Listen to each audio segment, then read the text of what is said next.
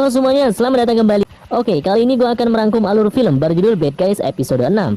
Film ini akan mengisahkan perjuangan Wong Chul yang diperankan oleh si tangan besi Ma Dong Suk tentunya, yaitu menyelamatkan kakak angkatnya yang diculik oleh mafia Korea. Dan langsung saja kita masuk ke ceritanya.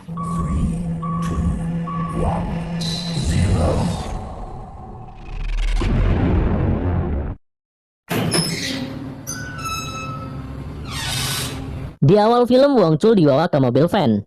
Do Gua memberikan kesempatan terakhir kepada Wong Chul untuk berubah pikiran. Tapi Wong Chul tetap bersikukuh dengan pendiriannya.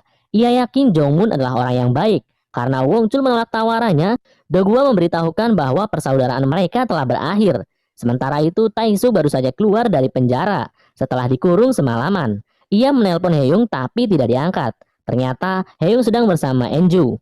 Mereka sedang membicarakan sesuatu. Hae-young kelihatan tertekan dan dia berkata bahwa mereka harus menyerang sebelum Tae-soo bertindak.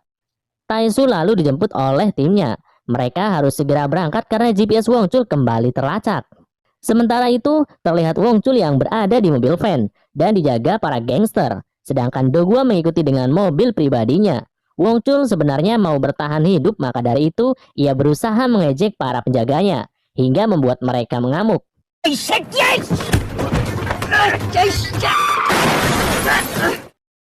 Melihat itu, Do Gua langsung turun dari mobilnya dan dia mengambil tongkat golf. Ia lalu membuka mobil Wong Chul lalu mengejeknya bahwa hidupnya akan semakin berat.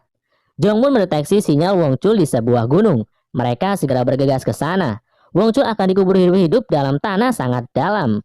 Ia kini hanya bisa duduk pasrah dengan tangan terikat. Setelah lubang yang sangat dalam itu digali, ia langsung dimasukkan ke dalam lubang itu. Do Gua sebenarnya masih tidak ikhlas menguburkan si Wong Chul ini. Perintah membunuh Jong Moon datang dari seseorang. Orang itu menyuruhnya untuk memerintahkan Wong Chul agar membunuh Jong Moon. Sebagai perpisahan, Do Gua melepaskan cincin pemberian Wong Chul lalu melemparkannya ke arah Wong Chul. Setelah itu, anak buahnya mengubur Wong Chul hidup-hidup. Tak lama kemudian, tim anjing gila akhirnya sampai di sana. Meskipun mobil Do Gua telah pergi, tapi untungnya mereka melihat mobil van yang masih terparkir. Setelah selesai mengubur Wong Chul, para gangster kembali ke van-nya. Tapi saat mereka membuka pintu, tiba-tiba mereka dihajar Kapten Go dan para anak buahnya.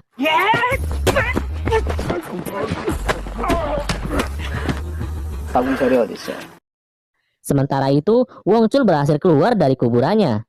Dia mendengar suara telepon. Tanpa pikir panjang, dia langsung mengangkat telepon itu dan ternyata yang menelpon adalah Do Gua.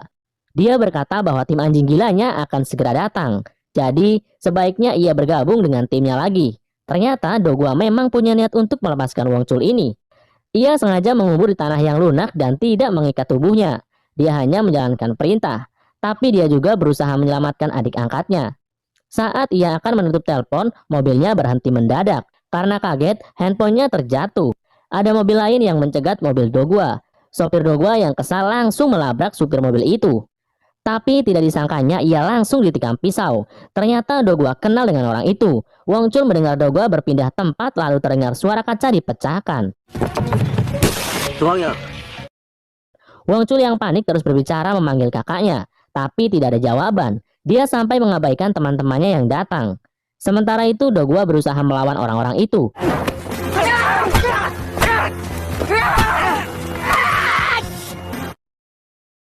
Tapi sialnya karena kalah jumlah, ia kewalahan hingga akhirnya dia kalah. Salah satu orang mengambil handphone Do Gua dan ia tahu telepon itu masih terhubung dengan Wong Chul. Namun, ia tidak mematikannya. Ia justru melemparkannya ke hadapan Do Gua. Do Gua tak menyangka orang-orang yang ia kenali ini bakal berkhianat dan menikam dari belakang. Tanpa berkata sedikit pun, pria itu memukul kepala Do Gua hingga ia pingsan. Wong Chul tampak sangat linglung. Ia memberitahu timnya bahwa kakaknya Do Gua telah diculik. Yung Hee ragu akan kebenarannya, tapi Wong Chul menjelaskan suara-suara yang didengarnya itu dan mereka akhirnya berasumsi Do Gua hanya pingsan. Wong Chul ingin menyelamatkan kakaknya yang diculik. Lalu Kapten Go bertanya bagaimana caranya. Wong Chul berusaha menenangkan dirinya dan berpikir. Ia menghampiri Kapten Go dan memohon agar membantunya. Kapten Go menanyakan apakah Do Gua diam-diam telah menyelamatkan dari kuburan. Wong Chul hanya bisa menjawab bahwa setiap orang berhak mendapatkan kehidupan yang benar. Yung Hee pun menambahkan, Do Gua adalah salah satu ketua gangster yang terkenal dan mempunyai banyak anak buah. Di bawahnya semua terkendali. Jika ada orang-orang baru yang mengambil kekuasaannya dan ia jahat, keadaan dunia gangster pasti akan kacau. Mereka kembali ke gereja tua dan mendiskusikan kasus ini. Kapten Go beranggapan ada pengkhianatan yang mencoba mengkudeta kedudukan Dogwa sebagai bos gangster terbesar yang membawai 10 area kekuasaan. Kemungkinan besar salah satu dari bos kecil di area kekuasaan itu adalah pelakunya. इस धरती पर दो तरह के इंसान होते हैं, एक दर्द देने वाले. Salah satu dari bos kecil di area kekuasaan itu adalah pelakunya. Kapten Go menyampaikan ide di mana ke-10 bos itu akan dipanggil rapat dengan alasan ada pengumuman penting yang akan disampaikan oleh Dogwa. Tapi yang memimpin rapat itu bukanlah Dogwa, melainkan si Wongchul. Wongchul yang mengenal 10 bos kecil akan mengamati bos yang tidak membawa tangan kanannya atau membawa tangan kanan yang baru. Karena tangan kanannya pasti sedang menjadi penjaga si Dogwa. Dari hasil pengamatannya, ada 4 bos yang membawa tangan kanannya, 6 sisanya tidak membawa. Lalu para bos itu terlihat tidak senang dengan kedatangan si Wongchul. Mereka bertanya bagaimana ia bisa keluar dari penjara.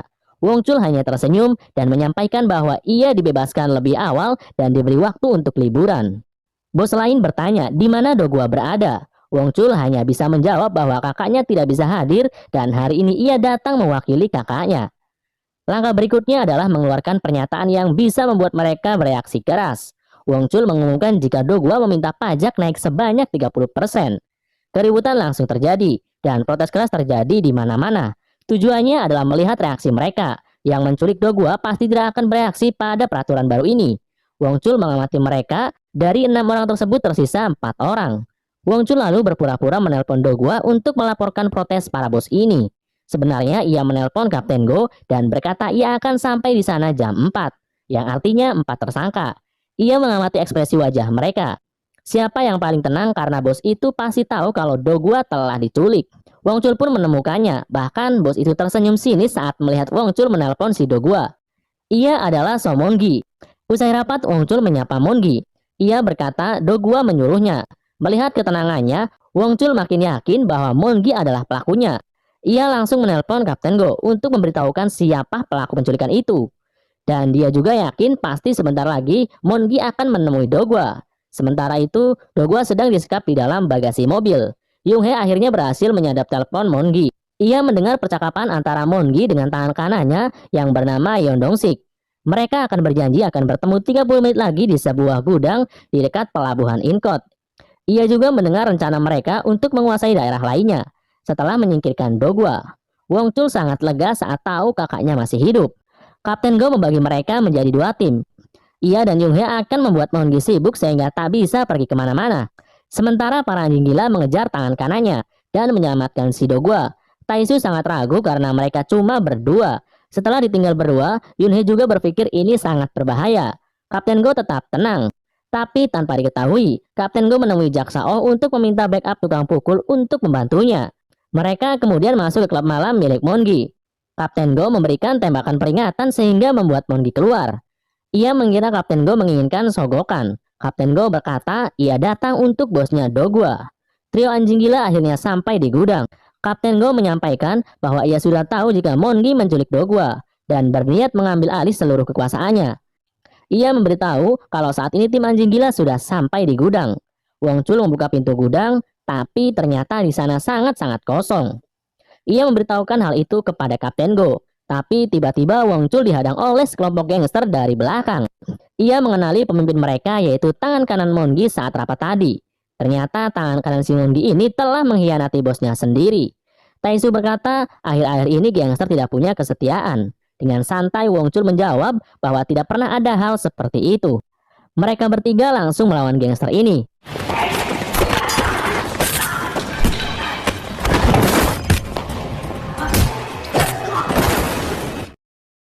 Akhirnya tim anjing gila berhasil membabat semua para gangster itu. Pemimpin kelompok itu menelpon si Dong-sik. Tapi belum sempat bicara, Jong-un langsung memukulnya.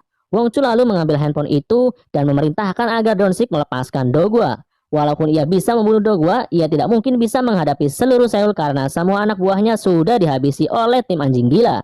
Ia memutuskan untuk segera mengubur Dogwa dan lalu meninggalkan Korea. Sementara itu, Dogwa menemukan handphone di lantai bagasi. Itu handphone milik supirnya yang sempat ia kantongi sebelum ia dicegat. Saat ia dimasukkan ke dalam bagasi, handphone itu terjatuh juga. Ia langsung menelpon. Yung Hae kemudian menelpon Wong Chul dan memberitahunya kalau Do Gwa menelpon hingga mereka bisa melacak keberadaannya melalui GPS. Wong Chul langsung ngebut menuju ke lokasi yang diberitahukan oleh si Yung Hae.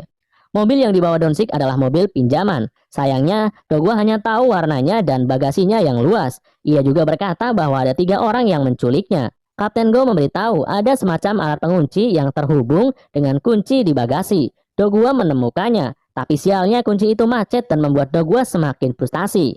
Jongmun akhirnya punya ide, dia meminta Do Gwa untuk menendang lampu belakangnya hingga rusak, sehingga mereka bisa tahu di mana keberadaannya. Ternyata tim anjing gila berada tepat di belakang mobil itu.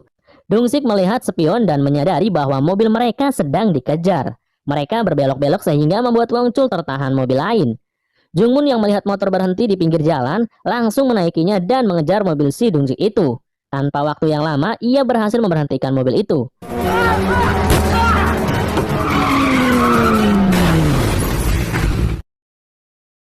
Jongmun turun dari motor dan langsung membuka pintu bagasi untuk menolong si Do Gwa. Do Gwa kaget karena Jongmun ada di depannya.